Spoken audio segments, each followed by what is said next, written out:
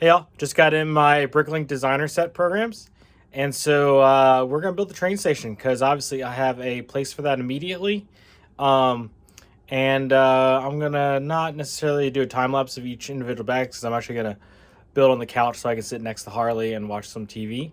So I'm not going to do a time lapse of it, but I'll stop between each bag or so and kind of update you on the build experience as we're going through it. So let's jump into that. I've already got a Mills plate set built, so we're ready to go. All right, we got the set, we got the instructions, we got the Mills plate, we got Rebels, we got Harley.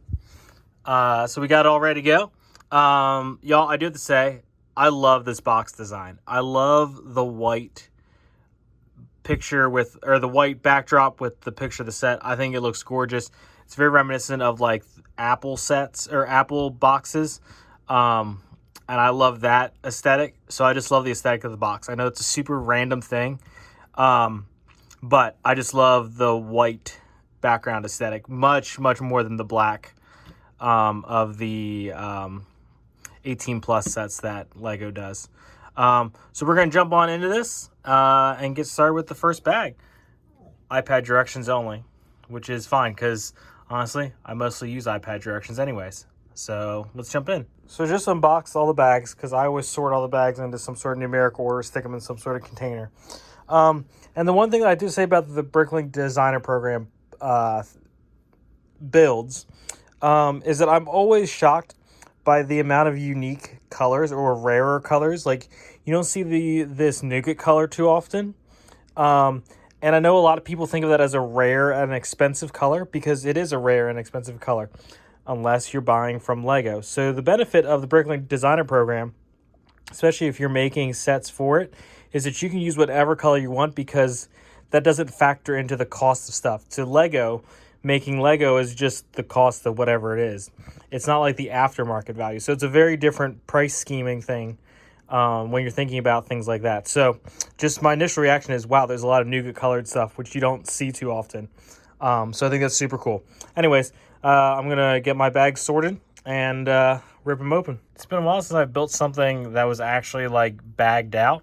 So this is flying up. This is bag 1 and 2.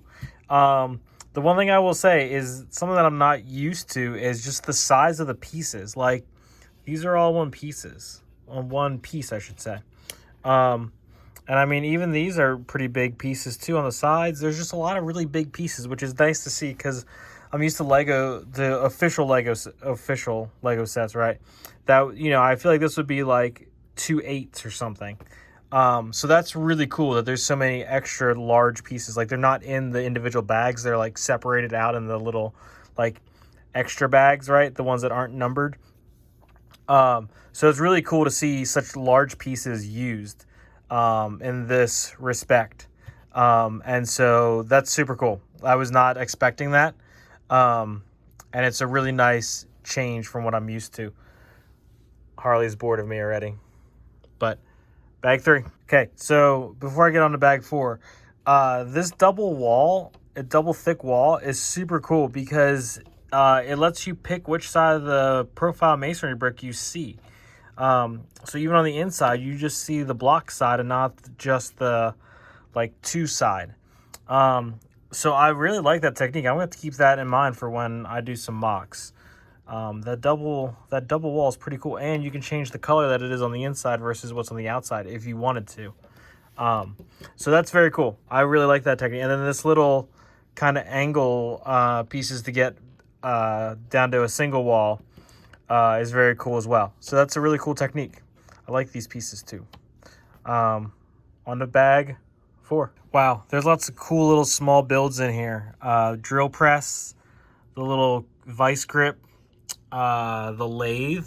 Gosh, this is super cool. There's 2 pieces in here that I've never seen. This is like a plug, and this is like the backside's a Technic pin, but it receives the like anti-stud. So that's super cool. Never seen that. This moves. There's a little rolly cart. There's some for welding. There's a fire extinguisher, brooms, which are not that exciting, some tools, helmet racks. Very cool. What do you think, Harley? Yeah, no? I made this nice bed for him to lay over here. And he decides to lay right next to me. Anyways, on to bag 5. All right, so this is up through bag 6. About to start bag 7, which I assume is this side of the windows. Lots of very cool lights. I like the larger style lights. You can see this side.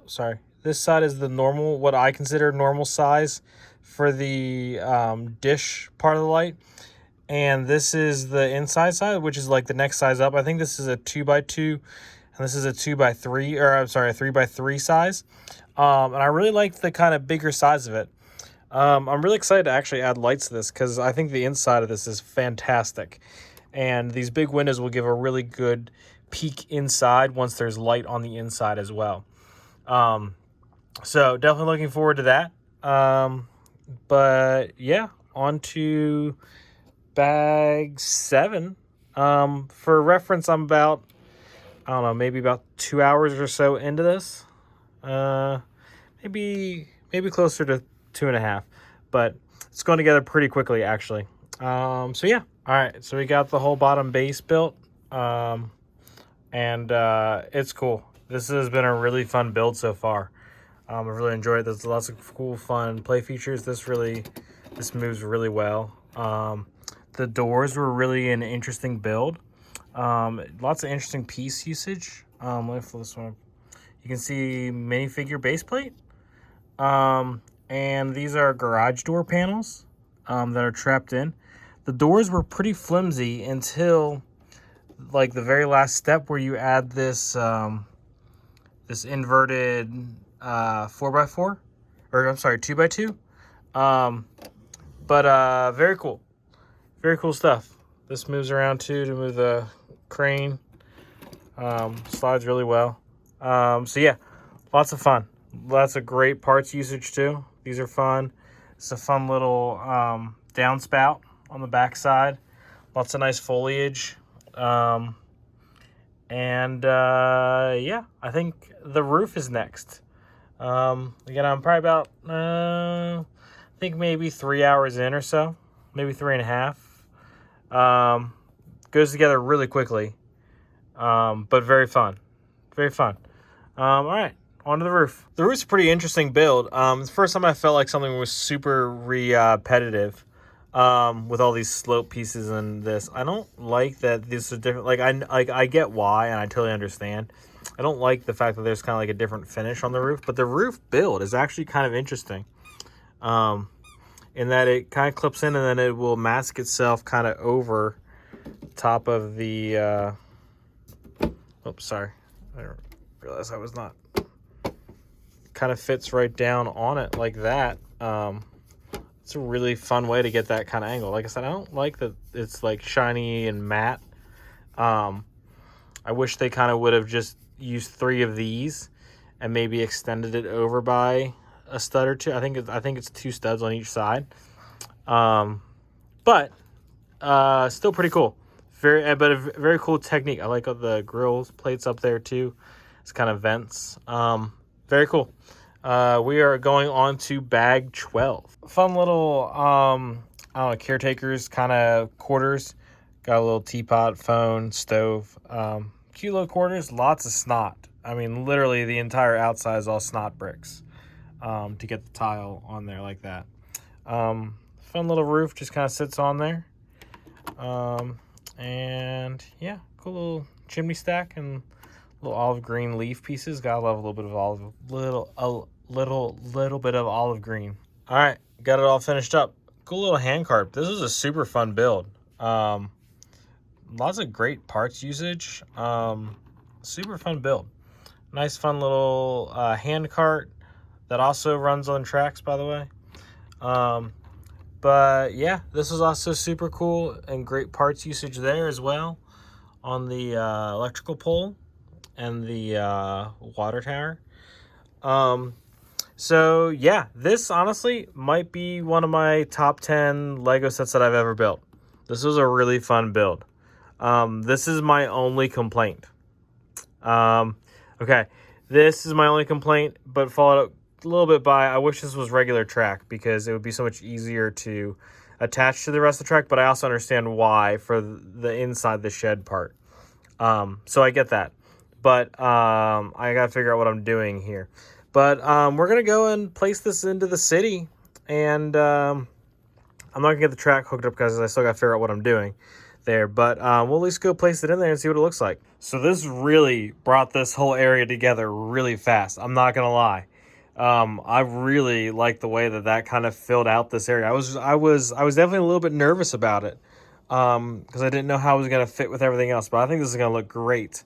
You obviously have brick cross here, but brick cross is also pretty low as far as modular sets go. And so I think with the perspective that you get when you're standing here at the city, I think you'll be able to easily see over it. And you know, when you're looking at the side, you'll get to see it from here, and you'll see it obviously past here because brick cross only takes up the kind of gray square area. So you'll be able to easily see it from this side as well. Gosh, that really brings that whole area together. That's really nice. I'm very excited about this. And so I think what I'm going to do, and this might be my next video, I might just do a quick update, and I think I'm going to throw lights in it quick. I think I have enough lights laying around that I can easily throw some lights in there because I want to be able to see inside. You know, I think it's a shame if you can't see inside because there's lots of cool details on the inside. And so I want to be able to see on the inside. So I think I'm going to do that next in a little bit and then jump onto some more projects. But that was a great build. That was a fantastic build. Easily top 10, maybe even top 5. My top build list is a little skewed though because 2 of my top build sets I built from not new, and so I feel like my rating of them are a little bit skewed because I didn't get the full build experience, but that was the Lionites Castle and Rivendell. But this is easily up there with them. Very fun, not very repetitive, and just lots of great little like side builds or features. So yeah, so there it is in the city, and yeah, make sure you like and subscribe and stay tuned for some more, because there's gonna be some more, especially with this guy now. Thanks, y'all.